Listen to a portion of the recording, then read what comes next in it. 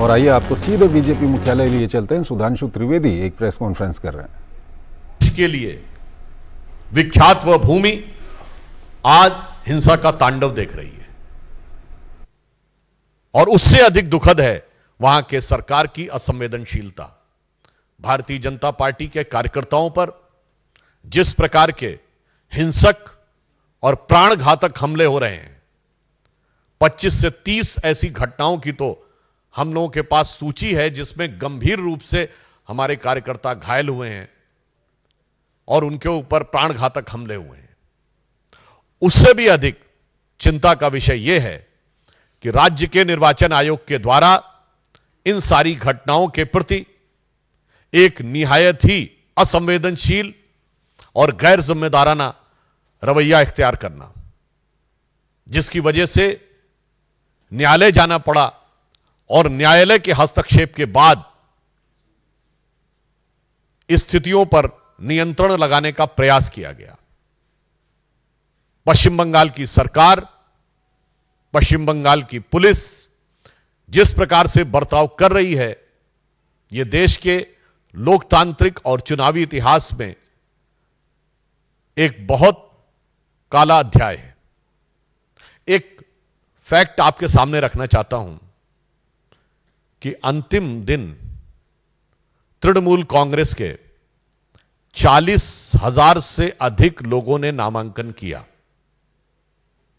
और पश्चिम बंगाल में 341 ब्लॉक हैं। 4 घंटे के अंदर यदि 40,000 से अधिक लोग नामांकन करते हैं केवल 341 ब्लॉक में, और इसमें तो अन्य भी दलों के लोगों ने नामांकन किया है अंतिम दिन, ऐसा तो नहीं है कि सिर्फ तृणमूल कांग्रेस ने किया है, लेफ्ट ने भी किया है, कांग्रेस ने भी किया है, हमने भी किया है। यानी औसतन एक व्यक्ति के नामांकन का समय 2 मिनट के आसपास आता है। अब व्यवहारिक दृष्टि से समझा जा सकता है कि सरकार और राज्य की चुनाव आयोग के दिशा निर्देश में काम कर रही चुनावी मशीनरी कितनी ईमानदारी से काम कर रही है। यदि एक नामांकन पत्र को सरसरी नजर से भी देखना हो कि उसके अंदर कोई गलती नहीं है तो वो 2 मिनट में नहीं देखा जा सकता। 5, 7, 8 मिनट तो आपको देखने में लगते हैं। इसके बावजूद इस गति से हुए नामांकन ये दर्शाते हैं कि सरकार किस प्रकार से व्यवस्था को हाथ में लिए है। और मैं पूछना चाहता हूं, जो लोग कहते थे कि democracy is almost finished in India, तो I want to ask them a categorical question that the level of violence which is been witness in West Bengal, the democracy is flourishing और इट इज वैनिशिंग। ये लोकतंत्र का उद्भव दिख रहा है या तिरोभाव दिख रहा है? और जिस प्रकार से नामांकन की प्रक्रिया का मैंने उदाहरण बताया, क्या यह लोकतंत्र का उपहास नहीं है?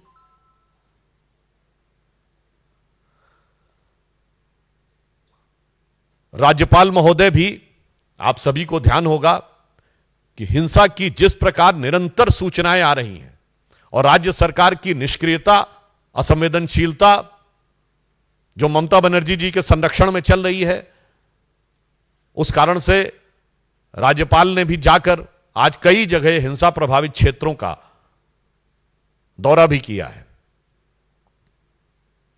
मैं यह भी बताना चाहता हूं कि इस प्रकार के घृणा, हिंसा और प्राणघातक हमलों के दौर में भी भारतीय जनता पार्टी के 50,000 से अधिक कार्यकर्ताओं ने अपना नामांकन किया है। यानी इन प्रतिकूल परिस्थितियों में भी भारतीय जनता पार्टी के कार्यकर्ता पूरी दृढ़ता के साथ, साहस के साथ उस जुल्म और ज्यादती को सहते हुए लोकतंत्र की लड़ाई लड़ने के लिए आगे बढ़ रहे हैं। और मैं तृणमूल कांग्रेस की सरकार और ममता बनर्जी जी को यह कहना चाहता हूं कि आप याद रखिए कि यह आगजनी का जो खेल, जो हिंसा का खेल आप खेल रहे हैं, यही इससे पूर्व कम्युनिस्ट सरकारें करती थी। और उनका हश्र क्या हुआ? लोकतंत्र में जनता जनार्दन है और जिस प्रकार का अत्याचार और अनाचार हो रहा है उसकी पराकाष्ठा पूर्ण हो रही है। तो मैं उन्हें सुझाव और आगाह करते हुए यह कहना चाहूंगा कि जो अटल जी की कविता की पंक्ति थी कि चिनगारी का खेल बुरा होता है, चिनगारी का खेल बुरा होता है, औरों के घर में आग लगाने का सपना अपने घर में ही अक्सर खरा होता है।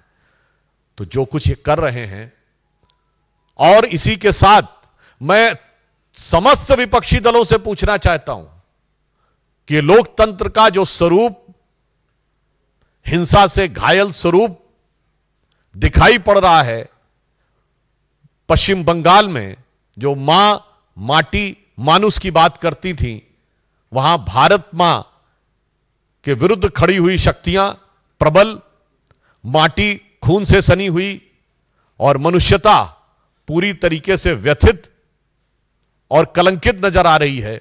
उसके बाद भी किसी विपक्षी दल को इसके लोकतंत्र में कोई समस्या नजर नहीं आ रही। अतः हम सरकार को आगाह करना चाहते हैं और साथ ही साथ यह कहना चाहते हैं कि उनको अपने संवैधानिक कर्तव्य का पालन करना चाहिए और राज्य के चुनाव आयोग, जो कि अपने संवैधानिक दायित्व का नैतिक और संवैधानिक दृष्टि से अपेक्षित निर्वहन नहीं कर रहा है, उनको भी अपने दायित्व का निर्वहन करना चाहिए। और भारतीय जनता पार्टी के समस्त कार्यकर्ताओं के हौसले का हम सम्मान और अभिवादन करते हैं। धन्यवाद। तो भारतीय जनता पार्टी ने इस वक्त एक बड़ा आरोप पश्चिम बंगाल पर लगाया है। उन्होंने कहा है कि पश्चिम बंगाल की सरकार अपने संवैधानिक दायित्वों का निर्वहन नहीं कर रही है। साथ ही साथ राज्य चुनाव आयोग पर भी बीजेपी की ओर से बड़ा आरोप लगाया गया है। उन्होंने कहा है कि राज्य चुनाव आयोग भी अपने संवैधानिक दायित्वों का निर्वहन नहीं कर रहा है।